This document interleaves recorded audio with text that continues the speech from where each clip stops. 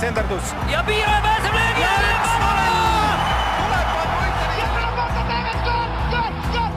lõpuvilega saab jalgpallis otsa higivalamine ja algab 3. poolaeg. Saate toob teieni Coolbet, Eesti jalgpalli suurtoetaja. Tervitus head 3. poolaja kuulajad, natukene taas aega mööda läinud ja meie jalgpallisaade taas teie kõrvus. Suur rõõm tervitada siin Õhtulehe stuudios Harju JK Laagri peatreenerit Lauri Nuumat. Tervist! Tervist! No natukene on nüüd hooaja lõpust möödas. Kas treeneri aju mõtted on maha rahunenud või mis seisus sa praegu oled? No, maha rahunenud on niivõrd kuivõrd, et hooaega nii värskelt õppes ja kohe tuli konverents peal paar päeva, nii et ma ei saa öelda, et ma nagu olen ennast välja lülitanud, aga noh, läheb aega veel natuke. No sa tulidki just, kui me siin seda vestlust peame, siis täna öösel sa jõudsid konverentsilt tagasi. Kus sa käisid, mis see konverents oli? See on siis EFC ehk siis European Football Club, selline, mis oli siis enne Euroopa nagu jalgpalliklubide ühendus, seal ma olen ühes töögrupis, mis siis toimus nüüd AS Monaco juures erinevate teemadega seoses ja seal ma olin paar päeva. Mis see õppimisprotsess, kuidas see välja näeb? Sealgi on siis erinevad ütleme siis autorid teadustööde nagu esitamisega seoses, klubide praktikat seoses, kuidas nad neid kasutavad. Rohkem on selline meditsiini ja selline performance fitnessi nurk, aga seal on ka väga erinevaid nagu ütleme erinevaid inimesi kollektiivselt, et arutada. Ehk siis eesmärk on nagu toota natukene ka uut materjali või mis on siis klubidesse reaalne töö, mida tehakse ja siis omavahel nii-öelda neid nagu mõtteid vahetada, et kuidas saada seda veel nagu sujuvamaks ja loogilisemaks, ja koostööd ka omavahel. On see Harju treenerite jaoks või ka teiste Eesti treenerite jaoks tavaline, et niimoodi käiakse? Ma teiste eest ei oska rääkida, aga nagu ma saan aru, et kõik, kes on EFC liikmed, ehk siis EFC-sse kuuluvad kõik siis, või on võimalik kuuluda kõikidel Euroopas mängijatel kõrgliga klubidel ja see töögrupp konkreetselt nüüd sinna oli teatud mingisugune selektsioon ka, et seal on vist 50-55 inimest, et erinevast Euroopa klubidest, et sinna ma saan siis lähetada oma nagu delegaadi enda ees siis nii, nagu ma aru saan, et No vaatame sellele hooajale tagasi. 7. koht oli see, mis Harju saagiks lõpuks jäi. Ma natuke provotseerivalt tuli see üllatusena. Ei tulnud, kui sa nii küsid. Aga me planeerisime, et me vaja püsima jääda. On see 7., 6., 3. tähendab püsima jäämist. No ütleme nii, et lõppkokkuvõttes, nagu, kui me räägime nagu tabeli seisust, mis nagu lõpus vastu vaatas, siis jah, pigem me nagu jääme rahul, aga seal oli ka palju muid asju seal sees, mis nagu toimus. Mis näiteks?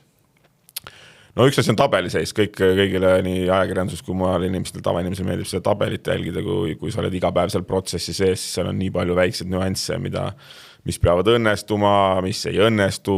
üles-alla. Sellel aastal oli ka väga palju erinevaid asju, mis oli vigastused, mis olid kontaktvigastused, mis lõid vahepeal mängid rivist välja, pidi roteeruma, erinevad mängud, teatud kalender, kus tuli mängida järjest kõikide ülemiste otsa võistkondadega, siis oli meil kodustaadioni muutus, siis oli siin veel igasuguseid asju, nagu mis väiksed asju, mis nagu toimub ja siis need on vaja nagu komplekti kokku panna, et ütleme nii, et lõpp ja kõik ja Just see staadioni muutus oli ka selline asi, mis ilmselt tingis teie jaoks natuke teistsuguse hooaeg. Te lõpetasid selle hooaja paljude kodumängudega enne, tükk aega ei saanud kodus mängida, kui keeruline või just lihtsam see oli? Ei oska öelda, esimest korda elus oli kogemus selline, et ei ole enne mänginud. Ma mäletan COVID aega, kui ma olin Soomes, siis oli samamoodi nii, et meil hakkas hooaeg reaalselt kuskil juuni algusest pihta ja lõppes novembris selline ülitihe kodus võõrsid kogu aeg. Ma ei mäletagi täpselt seda mängude arvu seal, et see tundus väga intensiivne ja lõppkokkus nüüd lõpus tundus natuke enam-vähem sama nii-öelda see intensiivne, et meil oli küll kogu aeg kodus, aga kogu aeg nagu mängisime ka, et siin kõik need karikad ja liigamängud, et esimest korda elus oli selline kogemus. Kiire analüüs näitab, et kui me olime võõrsil, siis meil ei olnud head tulemused, kui me olime kodus, olid paremad, ehk siis ju siis meile sobis. Laagrisse kerkis väga uhke tribüün. Kui palju see võistkonnale sinu hinnangul juurde andis, et seal ikkagi selline natukene sellist katlaefekti tuli ikkagi juurde? No ma kindlasti arvan seda, et andis nagu juurde ja ütleme nii, et ma arvan Eesti mõistes igat pidi selline väiksem tribüün, mis on rahvast täis, on kindlasti nagu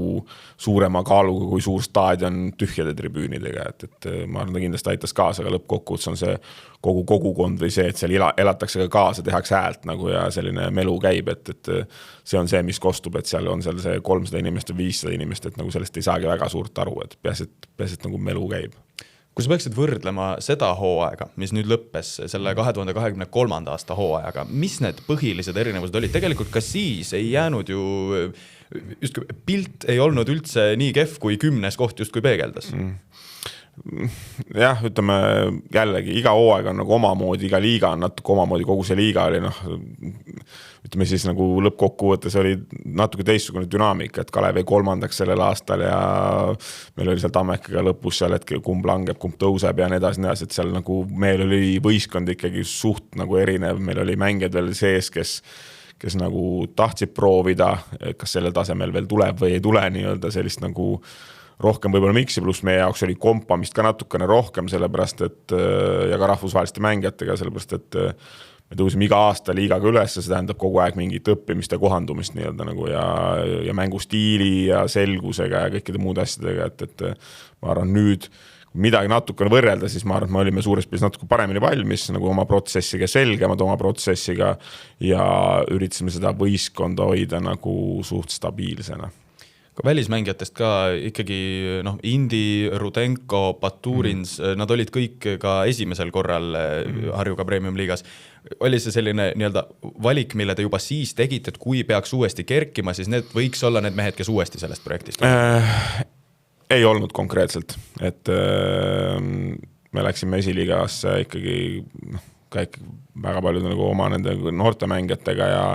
me jätsime need profiilid muidugi nagu meelde, mis meil nagu tüübilt või mingite teatud omadustega meile sobib mänguliselt või siis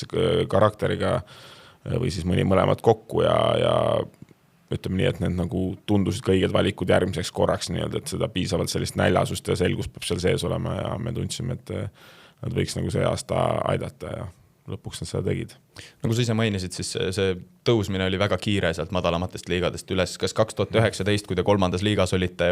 uskus Harju klubis keegi või oskas nii-öelda seda ette aimata, et ühel hetkel on ja mitte üldse kauges tulevikus on seis sealmaal, kus ta praegu on? Ma ei tea, ma arvan, et Kalmar Riiv kindlasti uskus, sest tema seal 3. liigas rohkem toimetas nende võistkonna komplekteerimisega ja sealt madalalt ka nii-öelda väga lihtne tulla ei ole, et sa leiaksid piisavalt tasemel mängijaid, kes tahaks sellel tasemel ka natukene trenni teha ja sealt ülesse saada ja seal on ka endisi mängumehi ja nii edasi, et kui oli see teine, ütleme siis 3. ja 2. liiga, siis ma nii seda protsessi tead, ma olin sellel samal ajal Soomes tööl, et ütleme see usk oli, et me saame nagu ülesse poole sinna, nüüd küsimus see, kas kui me sealt ülevalt poolt on vaja toimetama hakata, nagu siis ma arvan, et kellelgi on mingi kindlust, et me täpselt nii peame tegema, et meil ei olnud nagu eesmärk, et nüüd nii peab saama, et tahtsime teha protsessi võimalikult head, kogu aeg edasi areneda ja meie omad mängijad, kes on meie süsteemist välja kasvanud, hakkasid jõudma sellesse ikka, kus nad peavad hakkama nagu tegema üleval pool ka nagu tegusid rohkem või siis liikuma edasi. 2020 lõpp oli see, kui sa Soomest tagasi tulid. Ja. Mis seis siis oli? Nii-öelda ambitsioonide mõttes? Ambitsiooni mõttes oli siis, ma mäletan, me tõusime esiliiga B-sse, siis ma astusin protsessi sisse. Ambitsioonide mõttes number 1, ma mäletan, meil oli esiliiga B-sse püsime, sest me ei olnud seal olnud, natuke võistkonnaga oli komplekteerimise, kuna see nagu treeningute kõik tegemine ja protsess läks natuke tõsisemaks, nagu ma arvan, et jälle oli hea punt, noored kasvaid sel momendil, ega me nagu kindlad ei olnud, et kas nad nüüd sellel tasemel nagu toimetavad nii, et me oleme nagu edukad, ma arvasin, meil pigem võiks minna hästi, et sellist nagu nälga oli seal sees ja lõppkokkuvõttes me saime sealt ka üles. Kui vaadata nüüd, hüpata veel sellest ajast omakorda 10 aastat tagasi, siis Harju logo peal on kirjas aasta 2009. Kuidas see algus välja nägi? Sina olid üks nendest meestest, kes sellele Harju jalgpallikoolile toona alguse pani. Kuidas see oli? Oli see niimoodi, et lihtsalt 3 meest laagris otsustasid, et me nüüd teeme jalgpallikooli või mis see ambitsioon või toona oli? See oli, ütleme nii, et see on nagu paljud asjad nagu koosmõju nagu ikka, et ühiskonna on niisugune komplekssüsteem, et see nagu üks asi mõjutab teist, et sai mängitud mingi aeg jalgpalli, siis ma ise liikusin treeneri nagu suuna poole rohkem ja siis oli mul kõrval veel teine Lauri Esko, kellega me koos toimetasime treenerina Sauel vahepeal ja erinevad koolitused, erinevad ideed, et me nägime, et nagu kuidagi võiks nagu natuke uue nurga alt teha, et kõik teevad samamoodi, aga samal ajal nagu noortega väga ei tegeleta või ütleme siis tegeletakse, aga nii kui need noored jõuavad sinna sellesse nagu sinna jalgpalli kuidagi juhuslikult ja nii edasi ja siis tekkisid sealt ideed, mõtted ja kunagi sai jah selline nagu natukene ütleme siis laiema spektriga nagu klubi idee välja mõelda, et mitte piirduda ainult ühe kohaga, vaid vaadata suuremat pilti, teha suurema valiku pealt ka tõenäoliselt nagu paremat kvaliteeti ja kõike muid asju nii-öelda. Sealt see mõte tekkis noorte ambitsioonikatena ja siis me käisime ka palju ringi mööda Euroopat, et kuidas siis mujal tehakse noortega,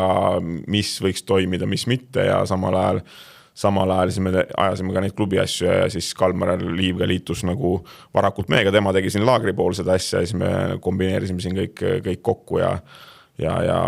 niimoodi meid oli, et oli meil ka Taavi Viik, kes on ka Flora peatreener, oli üks nendest, kes oli suht alguses selle juures, Indrek Nuuma, kes on minu vend ja niimoodi me toimetasime nii-öelda suht laia spektriga ja palju tööd ja palju hinge sinna sisse, nagu, et teha midagi võib-olla natuke teise nurga alt, kui enne on nagu tehtud, et just noortega ja süsteemsemalt ja võib-olla suurema ambitsiooniga. Kust te neid ideid võtsite? Sisuliselt teil ju toona mingisugust tipptaseme kogemust polnud. Ideid number 1 võtad sa nagu ambitsioonikusest töökusest ja siis tuleb piisav kraad nutikust ka sinna panna ja saad aru, et mis nagu mujal toimub, et ma arvan, meil oli nagu suhteliselt hea võrgustik tekkis suhteliselt kiiresti siin erinevate inimestega nii Soomest kui väljaspoolt, et nagu kus on tehtud sarnaseid ideid, kas siis nagu kas klubi näol, erinevate projektide, muud asjade näol, et mis võiks toimida, mis mitte. Meie arust Eesti lapsed ei ole kunagi olnud nagu teistsugused kui kuskil mujal nii-öelda. Lihtsalt see küsimus on selles keskkonnas, mida me saame nagu ümber luua ja selle momendil, kui me seda asja tegeme, siis ütleme siis see Eesti nagu jalgpalli nagu positsioon ühiskonnas on alati Eestis selline, nagu ta ei ole võib-olla A ja O alati nagu ja see on vaja lihtsalt nagu viia inimesteni ja see oli nagu üks sellised alustalasid, et me viime rohkemat inimest juba nooremas vanuses, alates lasteajast, sealt algklassidest, muudest asjadest, ja seal saab ka teha juba süsteemselt päris palju asju, nii-öelda, et mujal ka Euroopas me saame aru, et neid noortetreenerid ikkagi väärtustatakse päris palju, need, kes teevad need esimesi samme nende mängijatega ja eks me olime ka teatud mõttes nagu naiivsed, et uskusime, et sealt nüüd saab nagu kõva vahe nagu ka sisse tehtud, et noh, ma senimaani usun, et on võimalik, aga seda järjepidevust on ikkagi, see võtab ikkagi päris kaua aega. Ja te olite tegelikult väga noored siis veel? Ja mina olin siis 22 ja mu see partner ja Kalmar olid sama vanad, nii et nii sealt pealt me nagu läksime. Ehk siis ikkagi natukene selline nooruse naiivsus oli ka see, mis on Harjut tänasesse päeva toonud? Kindlasti, see on selline start-up idee, ütleme niimoodi tänapäeva nagu terminoloogias võib-olla, et ja usk, et saab teha ja noh, nüüd võib öelda, et jah, et nagu mingid näited on, et näitab, et saab küll, aga jah, usk ja naiivsus ja nagu ikka nooruse selline tahe. Kui palju te ise mis olid sellised põhilised asjad, mida te seal võib-olla nende esimeste aastate jooksul õppisite, mäletad sa? Just kui hakata 22-aastaselt jalgpalliklubi tegema, siis see on üks asi, aga ilmselgelt seal alguses on ka väga palju selliseid asju, mille peale võib-olla, mida ei oskagi ette näha. Ja eks see kõik, ütleme siis organisatoorne pool nagu võttis nagu väga palju energiat sellega, et aru saada, kuidas see toimib, et kui sa oled nagu üks laia spektri klubi, tähendab ka seda, et igal kohal on oma poliitika, omad mingisugused vaated, ideed, kuidas asju ajad oma selles kogukonnas ja me tahtsime seda nagu kokku panna ja ühendada, aga see ei ole nii lihtne asi ja siis muidugi saime aru suhteliselt kiiresti, et inimesed ei ole koostööaltid põhimõtteliselt nendes kohalikes kohtades ja meid nähti kui nagu ikkagi konkurentidena igal pool, nii et me tuleme ja teeme ja noored mehed ja kuked ja siin nüüd nagu hakkavad midagi laiali tõmbama, kuigi meie nagu nägemus oli see, et me võime pakkuda nagu ma arvan normaalselt asjalikku asja ja olime avatud, aga nagu noh, see on tüüpiline, et ikkagi uut asja natukene kardetakse ja ütleme siis sellist koostööasja oli nagu keeruline leida ja võib-olla organisatoorne ja ülejäänud ma arvan, et metoodiline ja kõik see, mis puudutas nagu seda jalga poolt, et see oli nagu igatpidi tehtav ja võib-olla läks enam-vähem nii, nagu me arvasime. No, pluss teine asi on see, et kuna meil on esindusvõistkond ja seda muud ülemist püramiidi, siis oli nii-öelda nagu palju juttu, aga need on nagu ideed olid sellel hetkel rohkem kui see reaalne tegelikkus. Kuidas 22-23 aastased kutid ennast näiteks kohaliku omavalitsuse silmis üldse kehtestavad? Kuidas, ma ei tea, koostööpartnerid, mitte üldse siis ainult kohalik omavalitsus, aga üldse nii-öelda suurte meeste mängumaal? Mis ta toona oli ikkagi? Kui sa nüüd nagu täpselt detailselt küsid, ma ei mäleta. Aga ütleme nii, et see nagu suur pilt oli ikkagi see, et tööd on vaja teha, kõik eeldasid, et sa näitad midagi, ehk siis paljuski näiteks ka kohalik omavalitsuse toetuses ja kõik muu sõltus, et okei, tehke, näidake, olge tegijad ja siis äkki vaatame, äkki saate ka midagi. Ja niimoodi ta käis pidev võitlus ja pidev selline, et kuidas neid aegu, kuidas neid asju, piisavalt nupukust kavalust pidi olema sellega, et nagu panna asjad toimima ja siis ma ütlen, lõppkokkutes on palju nagu järjepidevust ja jäärapäisust ka sellega, et mitte anda alla nagu vaid, et ühte ja sama asja lihtsalt üritada kogu aeg järjest teha, et lõppkokkuvõttes nagu ütleme siis inimesed, lapsevanemad nagu, kui neile see asi sobib, nagu siis järelikult saab ka teha. Vaatasin Harju kodulehte siin enne kui selle saatega pihta hakkasime. Kalmar on tegevjuht, sina oled esinduse peatreener, Indrek Nuuma, sinu vend on noortetööjuht. Ikkagi see kaader ka ei ole väga palju muutunud seal eesmises otsas? Jah, on muutunud ikkagi ajas, on ju, et üks kellega, Lauri Esko, kellega me koos alustasime, on ikkagi juba süsteemist päris kaua nagu väljas olnud, kellega põhimõtteliselt kuni siis nagu enne, kui me esindusvõistkond hakkasime tõsisemalt tegema, siis astus välja, aga suures pildis jah, ütleme nii, et me nagu seda kaadri voolavust nagu, see on alati, aga ütleme siis üleval pool, siis me nagu üritame seda hoida jah, et see nendest asjadest ei ole lihtne nagu sisse hüpata nii-öelda, et meil on nagu töö ja põhimõtteliselt töö, et ega meil siin midagi muud ei ole, et me nagu niisama keegi kuskil sisse hüpata ei ole lihtne ja seda ühe sama ree peal hoida, et noorte treeneritega on võib-olla üks lugu, aga teistpidi nagu ütleme nii, et meil on nagu oli nagu eriti veel aastad tagasi raske midagi ka nagu lisaks pakkuda kui lisaks tööle. Kui vaadata sinu enda teekonda nii treenerina kui ka klubi funktsionärina, siis Transfermarkti andmetel oli sinu esimene käik välismaale 2016 ja Portugal. On see õige? Kui 100% õigel, siis ei ole õige, see oli 2015 tegelikult, see oli Belenenses, selline klubi Lissabonis ja see oli U12 ja U13 treener, see oli välismaale esimene koos siis, kui ma läksin esimest korda sinna ka ülikooli kursusi tegema. Kuidas see välja nägi? Läksid sa nii-öelda ülikooli õppima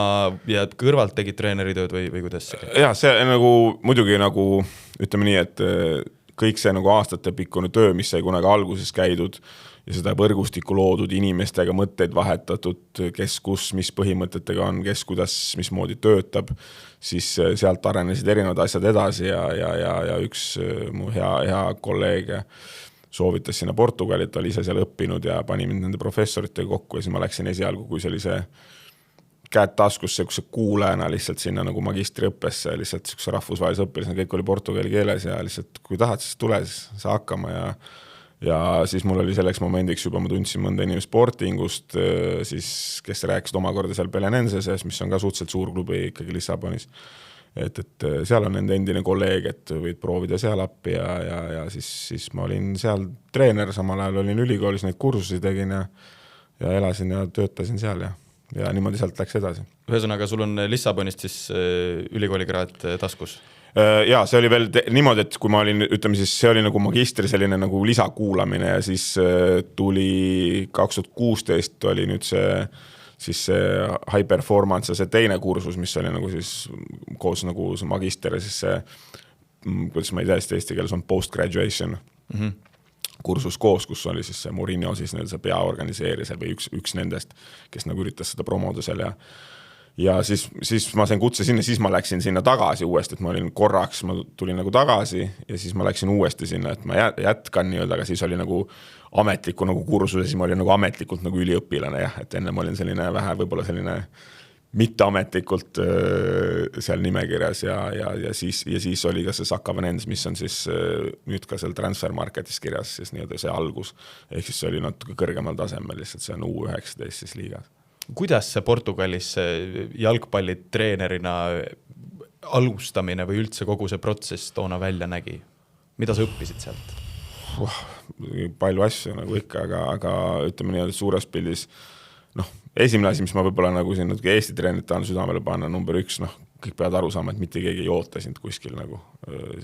mitte keegi ei oota sind välismaal nagu ei treenerina, et üks asi on see, kas sul on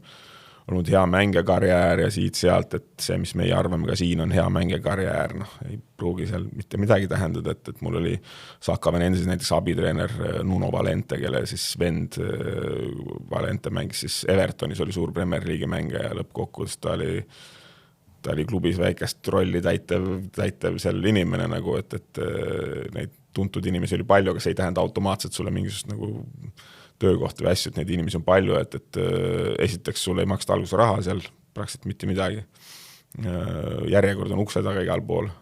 Oli mina seal Belenenses U12, U13 treener, mis on niisugune tähtis klubi Lissabonis ja töötasime koos siis nii-öelda nagu algus ma olin abitreener, pärast olime koos 2 nagu nii-öelda peatreenerit ja siis mul oli praktikante, ma arvan, et umbes 10 kõrval. Iga trenn oli ja need vahetusid kogu aeg, nagu eks need olid need ülikoolidest ühed parimad nagu õpilased, siis kes saadeti praktikal aeg-ajalt mõni nädal siin, mõni nädal seal, et neid oli nagu, ma ütlen, et kuu jooksul võis olla 10, ma ütlen, et vahepeal vahetusid, aga neid nagu inimesi ja need kõigil eesmärk oli lihtsalt dress selga saada ja tasuta teha, et need ei saanud keegi raha. Et Portugalis on see, et kui sa oled hea õpilane koolis, näiteks bakalaureus magistrikraadis, et sa pead tegema, kui sa magistrikraadis lõpetad, sa pead olema siis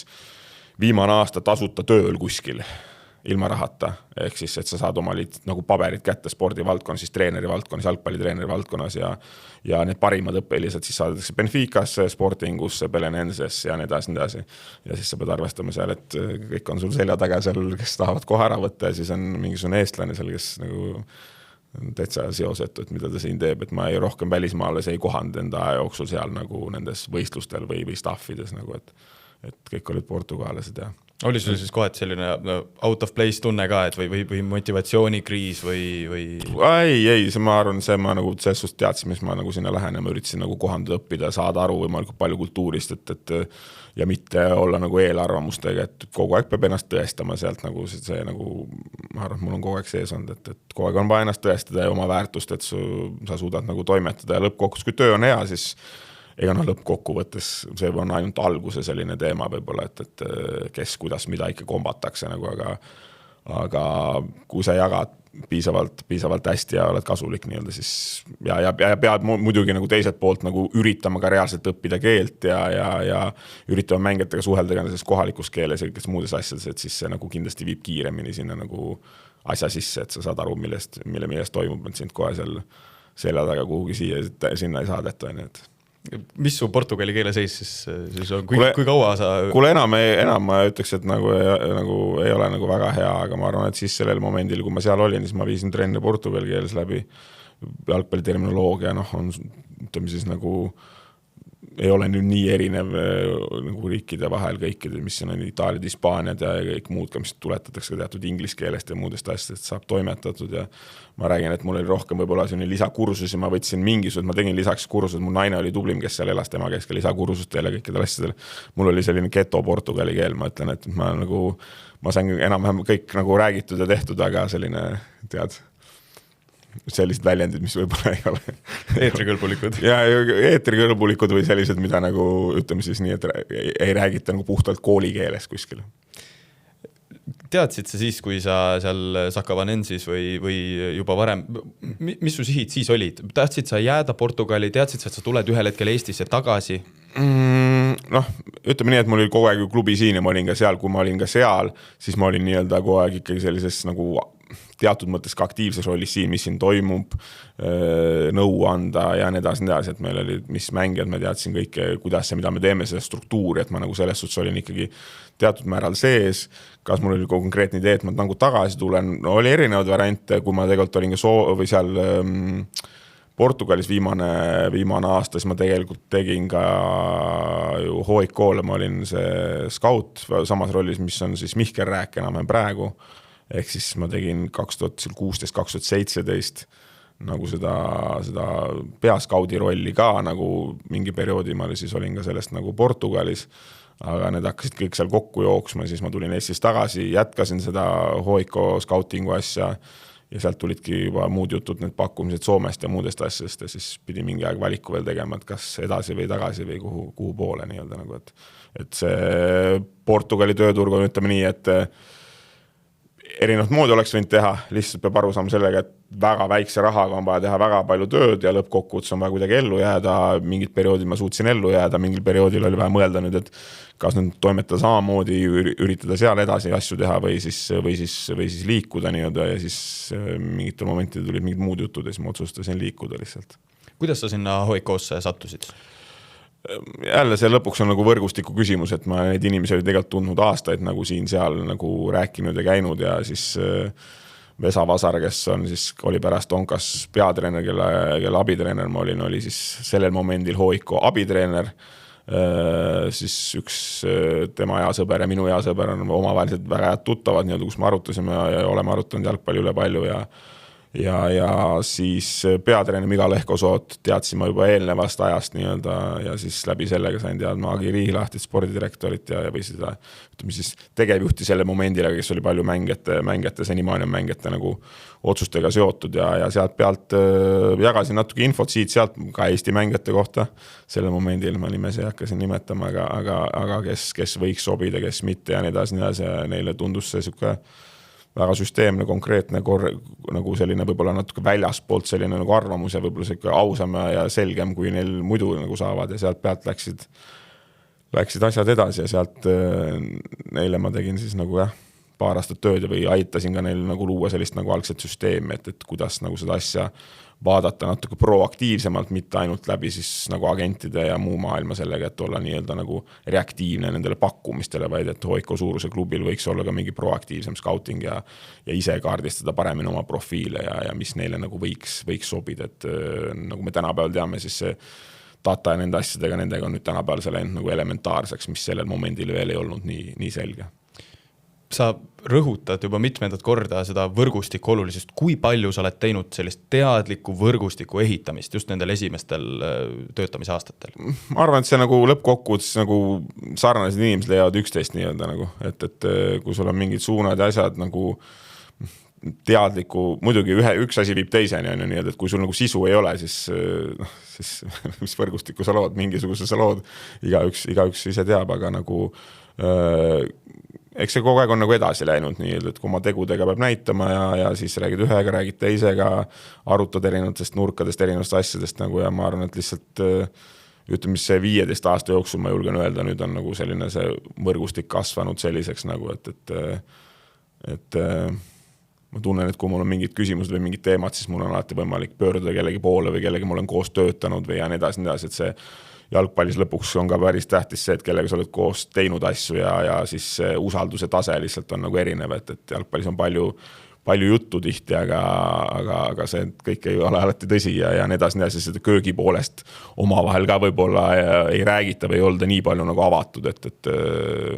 siis on nagu lihtsam nagu ise rääkida, et kui meil on ma ei tea, Jose Tapas, kes meil oli siin Harjus ka treener nii-öelda nagu noortes, siis oli alles, nüüd saad muidugi lasti sealt lahti mingi aeg, aga fitness treener Panathinaikos esinduses, et temaga rääksime siin ikkagi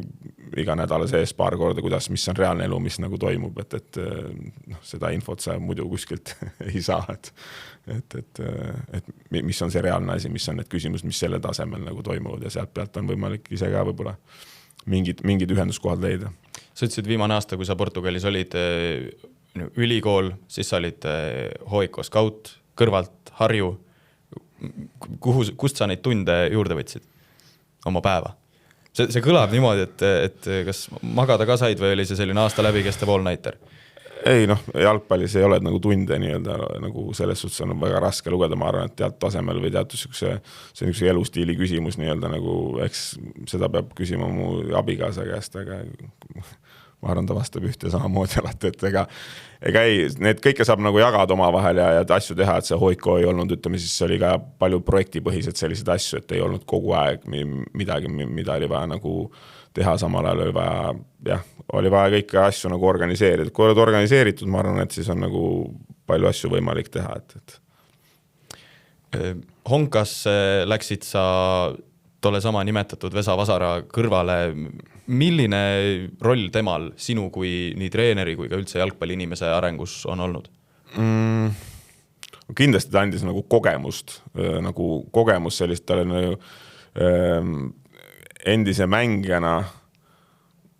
see ei garanteeri nagu head treenerit, aga ta on nagu väga hea inimene, nagu selline tõesti avatud ja selline hästi suke autentne ja selline empaatiline, ütleme nii, et mida jalkamaailmas, mida rohkem sa ringi liigud, sa saad aru, et see ei ole nagu nii tavaline. Ja ütleme, see teatud juhtimisstiil, see on alati asju, mida ma võtan ja mida ma ei võta, nagu ikkagi iga inimese puhul, aga ma arvan, et oli väga hea silm selline üldpildi jaoks, nagu, mida mul sellel hetkel kindlasti ei olnud, et ma olin väga suke süsteemne, detailne, metoodiline selline ja nii edasi. Ja ma arvan, et selline üldpildi kokku panemine nagu sealt pealt võib-olla sai kõige rohkem õpitud sellega, et, nagu, et kõik need palju asju on hea, aga nüüd küsimus on, mis on see 2-3 konkreetset asja nii-öelda, nagu, et millega me siis nagu edu saame, et ma arvan, et sealt pealt sai palju õpitud ja sellist üldorganiseerimise asja nii-öelda, et ma arvan, see oli kõige suurem. No me teame, et Soomes jäähoki on ikkagi A ja O, aga jalgpallistaadionitel kõrgliigas ka käib inimesi kohal, isegi kui ilm on kehv. Kuidas sa võrdleksid seda kultuuride erinevust Soome ja Eesti vahel, mis justkui võiks olla sarnased, aga tänase päeval veel ei ole? Jah, et nagu eks ta on erinev, jah, et nagu ma ütlen, et igas asjas, et kui sa oled seal nagu igapäevaselt sees, siis see nagu tundub normaalne sulle, kui siin me räägime, et meie vist pealtvaate keskmine äkki 300, kuskil 30 või midagi sinna kanti, on ju. Soomes sellel aastal vist oli, kas oli 3300 või 3200, ehk 10 korda rohkem oli see keskmine pealtvaate arv. Okei, seal mingid mängud, Kups, Hoiko, need mängud toovad oluliselt rohkem, on ju, aga see keskmine arv on ikkagi 10 korda suurem nagu. No ütleme nii, et on vahe sees, on selge nii-öelda nagu Honka poole pealt on võib-olla nagu raske rääkida, meie see staadion ei olnud nagu kõige suurema infrastruktuuriga staadion, kus oli tellingutes tehtud ka igasuguseid asju nii-öelda muid asju, aga see nagu selline kodune ja ubane tunne nagu ikkagi sa mängid Hoiko või muud asjadega, on ikkagi 5-6 tuhat inimest vaatamas, nagu, mis selle hetkel tundus selline nagu tähtis asi. Selge on see, et ta Soome mõistes hoki on lihtsalt suurem nagu, et hoki on see suurem nii-öelda nagu ja ei ole midagi nagu teha, aga Soomes on palju klubis, kellel tegelikult on juba nagu palju seda traditsiooni all nii-öelda nagu, et käia kaasa elada ja kes on Euroopas mänginud just, et see ütleme siis inimestel või see kohalik huvi seal nagu see on nagu rohkem jalgpalli atmosfäär igalt poolt. Millised su sihid toona olid? Sa olid Honka abitreener, mõtlesid sa tol hetkel, et võib-olla ühel päeval oled sina see mees, kes seda meeskonda veab või millest sa unistasid? Ma ei tea, ma olen suhteliselt nagu realistlik olnud alati unistad igasugust asjast, aga ma sellel momendil nautisin seda tööd, mis oli seal teha. See oli minu nii-öelda selline esimene nagu konkreetsem kogemus nagu profi jalgpalliga, et kuidas organiseerida kogu seda tööd, et mul oli seal nagu päris palju nagu vastutus sellega, mida ma võib-olla alguses nagu nii paljugi ei oodanud, et kõik seda tehnilist tööd ja kõike neid muid, ka seal oli scoutingut ja kõike neid treeninguid ja nädalaplaane ja asju, mis võib-olla esialgu ma arvasin, et on selline nagu rohkem laiali jaotud, lõpuks jäi nagu palju seal mu enda peale nii-öelda, mis oli nagu väga hea kogemus, mida teha, mida mitte teha, mis töötab, mis ei tööta. Mängijad olid erinevad, mängijate vanused olid erinevad, meil esimene aasta oli meie keskmine vanus oli põhimõtteliselt 30 midagi, nagu et meil oli väga vana koosseis, nagu kogemust oli palju, järgmine aasta oli noorem koosseis, tahtsime natuke teistmoodi mängida, tuli COVID peale, seal oli palju kohandumist, seal oli erinevaid asju nii-öelda sees, et selles suhtes oli nagu huvitav periood, aga sealt selle seest nagu ambitsioon oli nagu ma olen tahtnud olla lihtsalt nagu, ütleme siis nagu võimalikult heas keskkonnas, on see peatreener, abitreener, see ei ole olnud isegi nagu nii oluline on olnud see nagu, et kui ma olen kuskil keskkonnas, siis minul nagu on konkreetne mingi mõju mingitele protsessidele ja et mu nagu suudan need piisavalt nagu mõjutada siis ja toota nagu tulemust ka, et ka minu jaoks oli Soomes väga tähtis, et kui mina olen seal, et me oleksime top 3, et me saaksime Euroopa kohtadele, see toodab nagu klubile raha nii-öelda, mis annab siis paremaid tingimusi, et meil järgmist tööd teha ja nii edasi nii-öelda, ja paremaid mängeid müüa ja paremaid mängeid saada ja nagu, et sellel oleks konkreetne väärtus, kui ma seal keskkonnas olen,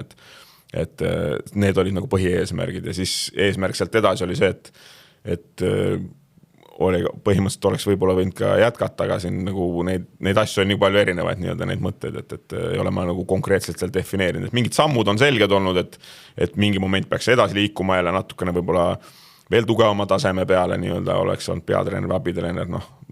peatreeneri amet, ütleme nii, et abitreenerina jõuda kiiremini kõrgemale või fitnessi või väravate treenerina on kindlasti suurem tõenäosus kui peatreenerina kiiresti kõrgemale jõuda nagu, et see nõuab teisi asju. Aga eestlastest peatreenereid välismaal väga tihti ei kohta, miks see nii on?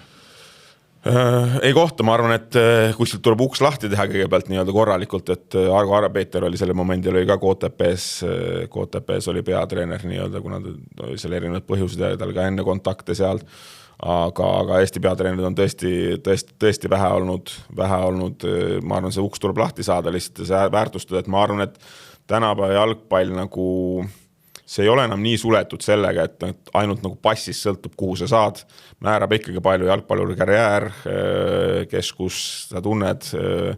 võrgustik määrab väga palju, mida ma olen aina rohkem aastat jooksul õppinud, et hea töö on hea töö. Aga kui seda head tööd keegi ei näe või need õiged inimesed ei tea, siis sa oled ka oma hea tööga. Ehk siis ainult nagu sellest ei piisa, et see network on ka väga oluline. Ma arvan, et Eesti treenerid on võib-olla natuke liiga nagu tagasihoidlikud sellega on nende networkide ja suhtluste ja kõikide muude asjadega ja selle avatusega, et jagada asju ja käia ja õppida, nagu reaalselt õppida endasse investeerida, et siin ma paneks küll natuke noorte treeneritele ka natukene võib-olla nagu natukene puitsin, et mitte kõigile kindlasti ja ma ei taha kedagi nagu siin nii ja naa, lihtsalt minu nagu väline tunne jääb selline, et nagu noorte treenerite tihti me kipume arvama, et nagu kui ma teen seda, siis ma tahan saada seda raha, nagu siis ma teen seda, siis ma tahan saada seda nii-öelda, aga inimesed ei ole valmis nagu endasse investeerima, ehk siis omal ajal sai käidud, mitte keegi ei ostnud mulle ühtegi reisi, ühtegi käiku või ma lihtsalt üritasin kuidagi jala ukse vahele saada, nagu et äkki kuidagi keegi äkki ukse vahelt võtab vastu nii-öelda ja äkki keegi kedagi teab ja nii edasi, kõik tuli ise kinni maksta, kõik tuli raha kuskilt teida või kõrvale panna või koguda või mis iganes moodusel nii-öelda saada, need asjad edasi, et ma arvan, et on võimalik kõigil nagu ja see võib-olla see soov, see drive, et nagu mitte kohe midagi vastu saada, vaid lihtsalt nagu üritada kogu aeg paremaks saada ja endasse investeerida, et nagu ma arvan, et seda võiks olla nagu rohkem, et ma arvan, see avaks ka nagu juba julgemalt nagu rohkem uksi ja rohkem sellist võrgustikku kõigile nii-öelda. On Eestis praegu mingeid selliseid noori treenereid, kellel sa näed seda potentsiaali, et kui nad teevad seda tööd sihipäraselt, siis nad võivad ühel hetkel kuskil olla? Kindlasti on, ma ei taha niimoodi kommenteerida kogu seda Eesti jalgpalli, kogu Eesti treenerite nagu skeenet, et ma ei tunne kõiki inimesi ja kõik inimesed ei tunne mind, et ma ei ole mingisugune spetsialist nagu sellega, et kindlasti on, kindlasti ma julgustan neid rohkem proovima ja looma ja mis iganes toimetama, et kindlasti neid on nii-öelda, aga need lihtsalt inimesed peavad nagu leidma selle viisi, ja julgus, et neid asju teha, et ma arvan, et nagu läbi selle treenerite poole me saaksime ka nagu mängijad kõvasti edasi nagu, et üks treener ikkagi võib mõjutada päris palju suure hulga nagu mängijaid nii-öelda. 2020 lõpus, nagu juba mainitud, tulid sa Soomest tagasi, tulid uuesti Harju juurde. Mis selle otsuse toona kaasa tõi? Eks seal oli erinevaid põhjuseid nii-öelda, et oli ka variante nagu, oli variante jätkata, oli perelisa tulemas sellel momendil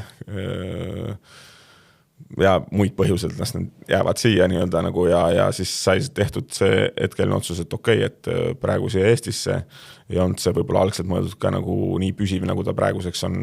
tulnud, et ma ei ole nagu selles suhtes nagu alati nii kinni olnud selle asjaga, et nüüd ühte otsus niipidi või teine otsus niipidi, et jalgpallis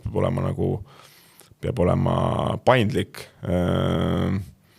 ja jah, niimoodi see otsus tuli ja siis hakkasime tööga pihta ja ma arvan, eks see nagu teatud motivatsiooni on aidanud ka nagu edasi hoida sellega, et me oleme selle nagu tööga on nagu võimalik teha nagu vahet sisse nii-öelda nagu, et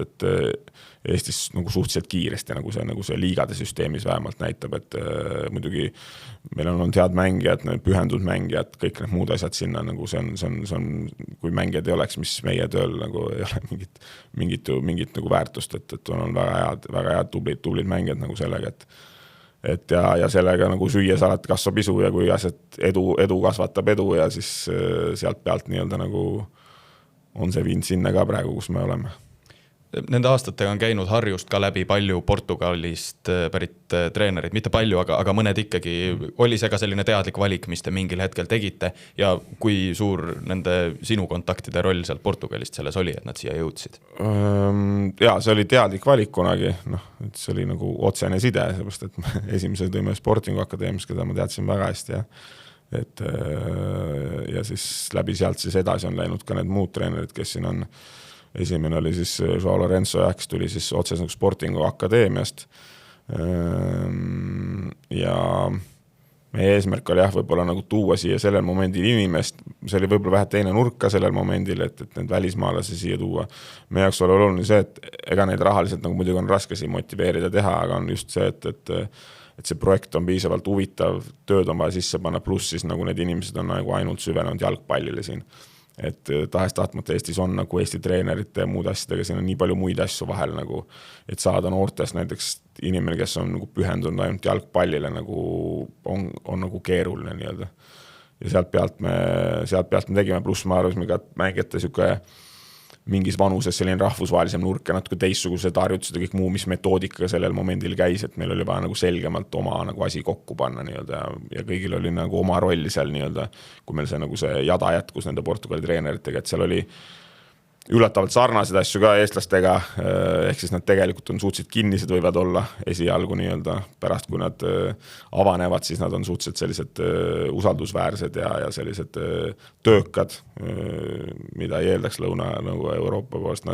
ja nad kasutavad võimalusi ja nad on päris kohanemisvõimelised, mida väga paljud nagu suuremate riikide treenerid võib-olla ei ole nii-öelda, et nad tahavad alati nagu oma asja teha nii-öelda, et portugalsed on võib-olla natuke rohkem paindlikumad ja üritavad siia sellesse konteksti nagu paremini ennast sobituda, et võib-olla see on üks põhjus, miks mingil momendil üldse maailmas Portugali treenerid olid suht sellised ja senimaani on nagu hinnas, et erinevas keskkonnas nad suudavad kohaneda.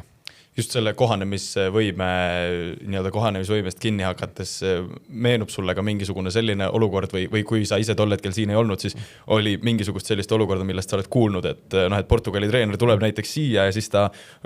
ongi üllatunud, et näiteks 9:30 päike tõuseb ja kell 3 on väljast pime. Ei, muidugi neid asju on olnud palju, aga nad suvel nad ei mõista üldse, kuidas on võimalik magada, nad ei saa aru, nad nagu kogu aeg on valge, neil pimedaks ei lähe, neil oli probleeme, mitmel treeneril oli probleem, nad üritasid oma kardinatega selle majandada ja nagu nad ei saa, lihtsalt kogu aeg on valge ja nad ei saanud suvel aru.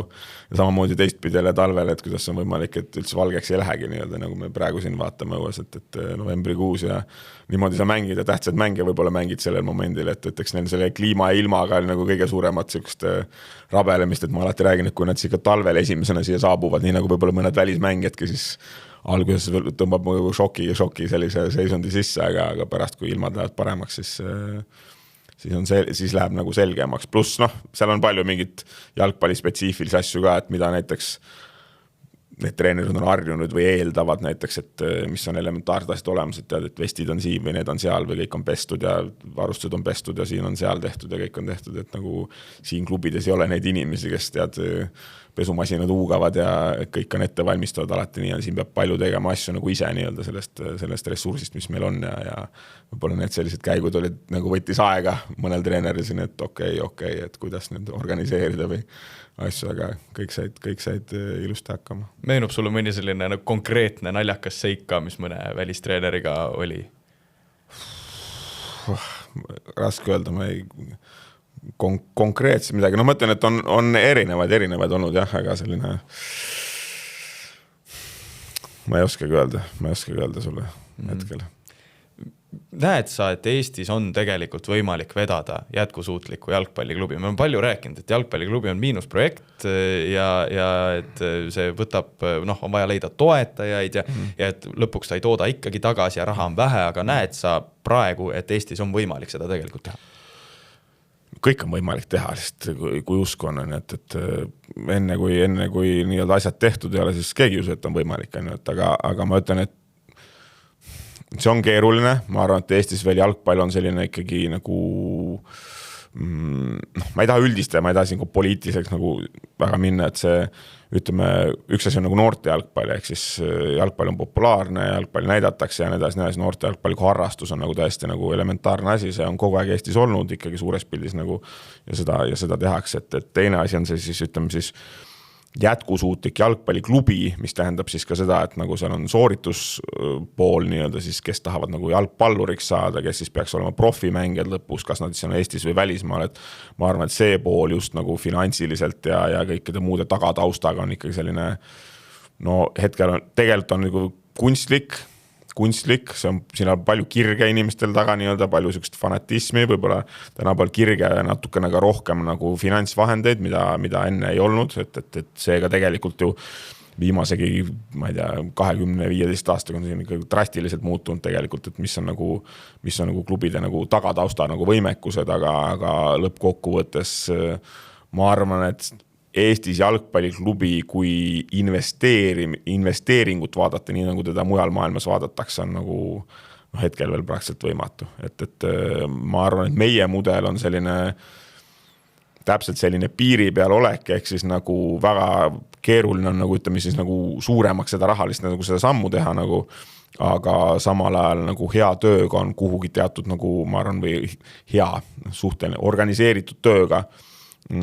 ja kõva tahte ja kirega on võimalik nagu teatud maale nagu jõuda ja targa tegutsemisega,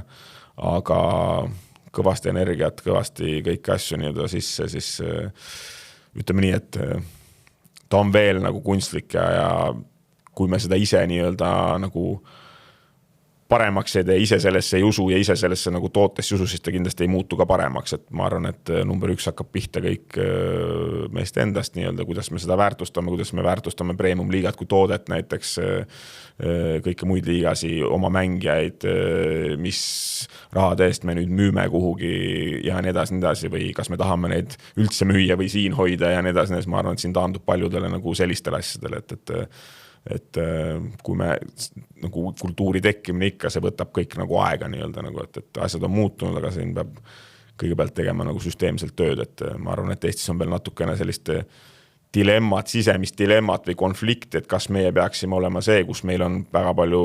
tippklubis ja me lähme Euroopasse mängime, meil on nii või peaksime olema nagu arenguliiga, kes siis nagu müüb mängijat kuskile tugevamates kohtades edasi, ehk et siis nagu koondis nagu suudaks seda edu tuua tagasi teiselt poolt. Kui vaadata Harju selle hooaja koosseisu näiteks, siin on põhimeestest Eerme, Kriis, Kaevats, neid on veel, kes ongi tulnud klubist algusest peale kuni praeguseni välja. Mis on nende edu taga? Miks nad on ühes klubis kerkinud niimoodi, ei ole vahepeal ära läinud või kui on käinud, siis on tagasi tulnud. Miks? Ma arvan, et nagu järjepidevuse lõppkokkuvõttes nagu ka see selline piisav usk sellesse nagu kogukonda ja sellesse nagu töösse, et kogu aeg saab nagu edasi minna. Ehk siis ega see nagu, ma ei ütle, et kas see on nagu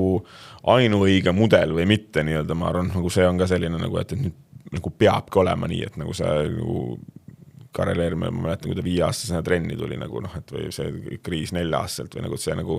et nüüd peabki niimoodi olema, nüüd on mängivad premium-liigas ja nüüd see nagu, see ei pea olema niimoodi nagu, aga ma arvan, et nad on järjepidevad, nad on uskunud sellesse asja, nad on koos selle asjaga kasvanud, see läheb lõpuks nagu neile korda paljuski ja kuna me oleme nagu tõusnud õigel momendil nagu nendega koos ja need sammud teinud nii-öelda nagu siis nad ongi koos sellega nii-öelda nagu siia nagu ütleme heas mõttes siis nagu kaardil ennast mänginud nii-öelda, aga ma tõesti loodan, et nad meil eluaeg klubis ei ole, et ma loodan, nad ikkagi liiguvad edasi mingi aeg. Üks mees liikus suvel edasi, see oli siis esimene müük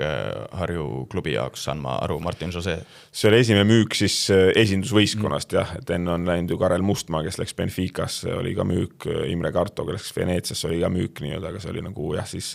neil oli neil oli, Mustmaal vist oli esiliiga B-s äkki mingid mänge ja Imrel oli esiliigas siis nagu, et selles suhtes oli Martin Jose oli sellel aastal jah. On see nüüd siis tee, mille Harju siit edasi võtab, et olla nii-öelda see klubi, kes arendab mängijaid ja müüb välismaal? No kindlasti me oleme alati, meie visioon on olnud see, et me tahame nagu mängijatele pakkuda võimalikult head keskkonda, ma arvan, seda nagu suudame hetkel teha ka premium-liiga tasemel, et noortele mängijatele anda neile võimalust, nagu meiega neil on võimalik nagu mängida, et me viime seda, kasutame seda nii-öelda nagu heas mõttes seda ja usaldame neid, et mängitada neid mängijaid, et nad saaks piisavalt neid mänge ja sealt pealt, kui nad on nagu piisavalt ise mehed ja näitavad, et neil on kvaliteeti, siis idee poolest me tahaks panna need edasi ja kui võimalik, siis Eestist välja, et see on meie alati, ütleme siis nii noorte poolt olid need esimeste liikumistega, siis meil ei olnud meestevõistkond või esindusvõistkond nii kõrgel tasemel nagu, aga meie idee on jäänud nagu samaks, et me näeme ikkagi ka esindusvõistkonda kui sellist nagu sellist pigem sükst nagu U23 võistkonda mõnede nagu selliste täiendustega, et liigad, kus me saame nagu arendada mängijaid, et siis saada nende nagu väärtus lihtsalt kuskil mujal nagu kõrgemaks, et ja ma arvan, et lõppkokkuvõttesega nagu koondise mõttes peaks olema igatpidi kasulikum. Peatreener nüüd enne seda, kui sina pukki asusid, oli Viktor Silva päris pikalt. Kuidas sa sellele Viktori ajale tagasi vaatad? See oli ka ikkagi see, kus see kerkimine käis väga kiiresti. Ja ma arvan, et nagu Viktor nagu tegi nagu tubli töö, et selles suhtes oli natukene nagu oli nagu keeruline selle momendil, kui tema tuli, tegime kõik need esimesed vestlused ja muud sissejuhatused ja siis ma läksin samal ajal Soome tööle ja tema jäi siia nii-öelda paariks aastaks, et ta võib-olla oli siin natuke nagu mingit teatud määral kasvuraskus ja pidi toimetama ka, aga ta sai väga tublisti hakkama, kohanes siin hästi ja tal on ju Eesti naine ja kõik muud asjad ja ta nagu kohandus siin eluga hästi ja ma arvan, et ka selle lõpuks liiga ja nende mängijatega ja kuidas on nagu vaja teha ja kui olime ka koos tegime, siis ma arvan, et meil oli suhteliselt hea nagu klapp või koostöö ja selline nagu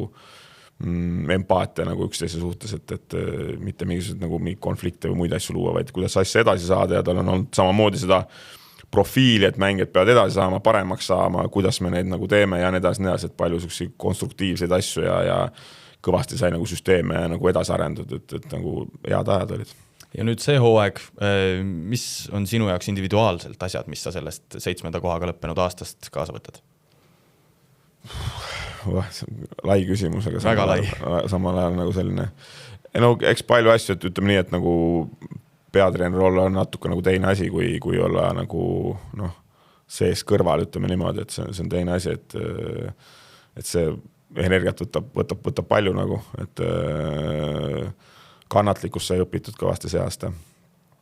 Kõvasti kannatlikkust noore võistkonnaga on vaja kõvasti kannatlikkust, et õigel momendil õiged asjad kätte saada. Siis teatud määral nagu ütleme siis sükeste mängijate usaldust ja staffi usaldust ja kõik seda nii-öelda seda jagamist. Ma arvan, et nagu mingil momendil me olime head, mingil momendil mitte nii head nii-öelda stabiilsust on vaja kõikides mõtetes, mitte ainult tulemuse mõttes, vaid ka nagu protsessi mõttes, et stabiilsus on väga oluline selle liiga tasemel, eriti kui sul ei ole nii palju kogemust võistkonnast, kes suudaks ise selle nagu need asjad kõik nagu koos hoida, et need olid võib-olla nagu põhilised asjad, kui ma nagu laiali ja valguvalt olen ka vastan nii-öelda, et nagu konkreetselt on nagu raske öelda ja teiselt poolt võib-olla seda, et selle tööga ja teatud selgusega tegelikult on võimalik suht kiiresti viia nagu näidata teatud mängustiili nagu, mida on nagu võimalik teha, et kui ma arvan, et meie nagu stiil peaks olema nagu ikkagi kui selgelt nagu eristutav nagu teistest, eriti nagu hooaja lõpus ma võin öelda, et nagu ma arvan, et see nagu on nagu näha ja see peab olema nagu selge, et mida me tahame nagu väljakul teha, et kui lõpuks seda väljakul näha ei ole, siis mis vahe sellele on? Mis talvel ees ootab? Puhkus esiteks. Aga sealt edasi, klubi perspektiivis on oodata liitujaid, lahkujaid, mingisugust ideede muutust? jätkate samamoodi? Ideede muutust nüüd nagu pigem ma nagu ei näe et aga eks ikka jalgpallis ikka mingisugused asju muutub natuke siit-sealt, eks me näeme, et asjad on nagu päris noored veel sellega, et hooaeg nagu alles nagu lõppes et meil on päris palju mängeid on ju lepingutega kaetud ka järgmiseks aastaks nagu, et selles suhtes on nagu palju stabiilsem nagu edasi liikuda kui klubi mõttes, kui oli eelmine aasta, kui me nagu tõusime, et saime nagu selles mõttes natukene nagu üle künka sealt pealt nagu üritame edasi minna. No Karel Eerme pikendas lepingut, ilmselt oli tema vastu huvi ka mujalt või kui palju sa sellest rääkida saad? Oli küll huvi jah, oli suvel oli huvi, oli nagu olulist huvi ja nii edasi, mingite asjadega me olime lähemal, mingitega kaugemal nagu ja teine on samamoodi, mida me nagu kuulame palju on mängijad ise nagu, et kuidas nad nagu näevad ja tunnevad, et mis moment ja kuidas asjad on õiged, et ega reaalne seis on ka see, et ega ükskõik mis nurga alt sa nagu räägid, võime siin ilustada või mitte, aga Eesti mängijal ei ole nagu 8 ust lahti, millises sisse astuda, nagu, vaid Eesti mängijal on mõned uksed võib-olla lahti mõneks momendiks nagu, ja siis peab kiiresti tegutsema ja mõtlema ja hetkel temaga jäi praegu nii ja vaatame, kuidas edasi läheb. 2 aastat on tal siis nüüd veel lepingut järel. Kuidas ta ise põhjendas seda, miks ta otsustas ikkagi pikendada? See on noore mängija jaoks ikkagi üsna pikk leping. See on üsna pikk leping, aga ta teab, et ega me nagu kinni ei hoia, vaid ta teab, et me tahame nagu kõikide mängijate, kellega meil on leping, siis meie eesmärk ei ole neid eluaeg nagu meiega hoida. Meie jaoks nagu müük on nagu normaalne osa nagu, ja peaks olema normaalne osa protsessist üldse nagu siis klubi nagu käivest, et asja toimetada, et lihtsalt küsimus on kuhu, mida ja millal ja pluss ma arvan, et alati ka Premium-liiga tasemel nendel mängijatel on nagu tõestada, et see aasta tuli selline esimene aasta tal, kus need tulid asjad välja, nagu stabiilsus oli piisav, samal ajal lõpus oli vigastus ja nii edasi nagu, et koondisse võib-olla ikkagi veel pildile saada selgemalt ja on ka siin teisi mängijad kõrval, ma arvan, kes on tublid ja näidanud ennast, et samamoodi stabiilsust ja olla terved ja vaata, mis tuleb nende jaoks. Ja sinu jaoks individuaalselt sa ennist mainisid, et see Eesti periood nüüd pärast Soomest naasmist on ehk isegi natuke pikemaks veninud, kui oleks oodanud, aga millest sina praegu unistad? Unistaja sa ei ole, aga ütleme, kuhu sa sihid? Kõrgemale. Igas mõttes, aga eks me näeme siis, mis see kõrgemale tähendab, et klubiga ja muus, eks erinevad mõtted on alati erinevad plaan, et vaata, mis tähendab, et ma ütlen, et jalgpall on suhteliselt dünaamiline ala, et kogu aeg peab edasi minema ja liikuma nagu, et on see võistkonnaga, klubiga ja isiklikult samamoodi et lõppkokkuvõttes, mida nagu rohkem kogemus tekib, siis seda rohkem saad aru, et see peab olema selline energiat andev asi ka ja selline piisavalt nagu äge teha ja õigete inimestega koos teha, et see on võib-olla nagu kõige alus. Ehk sa ei välista, et näiteks paari aasta pärast näeme Lauri Nuumat taas välismaal töötamas? Ei välista. Suur aitäh täna külla tulemast. Loodetavasti oli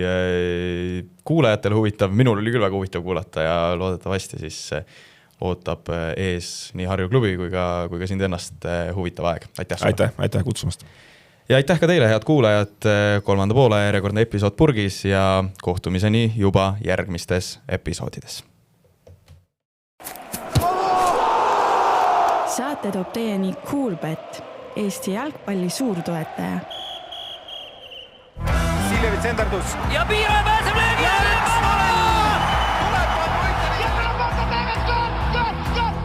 Lõpuvilega saab jalgpallis otsa higivalamine ja algab 3. poolaeg.